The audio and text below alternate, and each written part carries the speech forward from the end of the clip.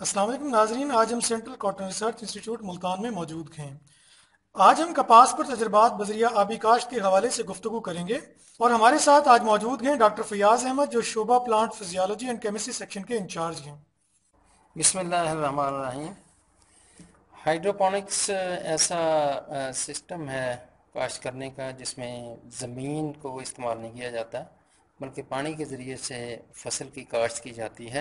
इसका मकसद ये है कि मुख्तलिफ़ जो अक़साम हैं कपास की, उनकी पोटाशियम की ज़रूरियात को देखा जाए कि कितनी कम से कम कितनी पोटाश की मिकदार मौजूद हो तो कपास की पैदावार जो है वो बेहतर हो सकती है। पौधा अच्छी तरह उसमें नशोनुमा पा सकता है और उस पर कोई ऐसे मनफी असरात मुरतब नहीं होते। CCRI में ये काटन पे हमने पहली दफ़ा ये तजर्बा किया है कि काटन को हमने पानी के अंदर काश्त किया है और ये एक अनोखी रिसर्च इस लिहाज से आप कह सकते हैं कि आमतौर पे काटन को पानी में ग्रो नहीं किया जाता बल्कि दूसरी फसलों को तहकीक के लिए इस्तेमाल किया जाता है।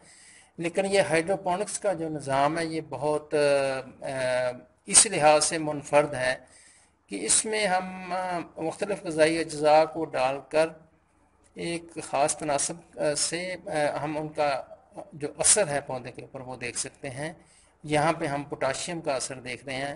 पोटाशियम को मुख्तलिफ़ मिक़दार में डाला गया है और मुख्तलिफ़ कपास की वैराइटीज़ को हम चेक कर रहे हैं और ये देखना चाहते हैं कि कौन सी वैरायटी जो है वो कम मिक़दार पे अच्छी नशोनुमा देती है और कौन सी वैरायटी ज़्यादा पोटाशियम की मिक़दार पे अच्छी नशोनुमा दे सकती है।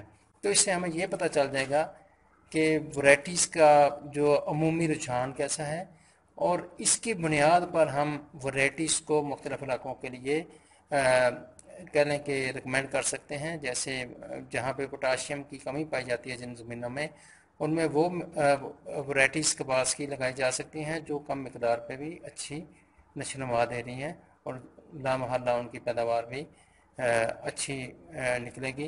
तो ये एक बुनियादी रिसर्च है जिसको हम आगे फिर फील्ड में जाकर अप्लाई कर सकते हैं और इसके ज़रिए से बहुत अच्छे नतीजे हासिल कर सकते हैं।